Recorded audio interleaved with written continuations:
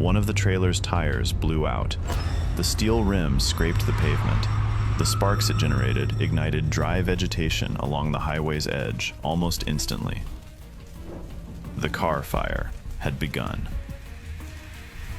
Difficult terrain and steep slopes complicated the effort, but the fire was not yet the monster it was about to become. That changed on July 26th, and everything accelerated. It was becoming something else. A tornado.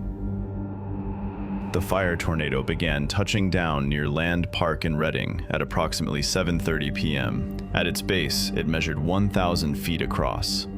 It reached an estimated height of 18,000 feet into the sky.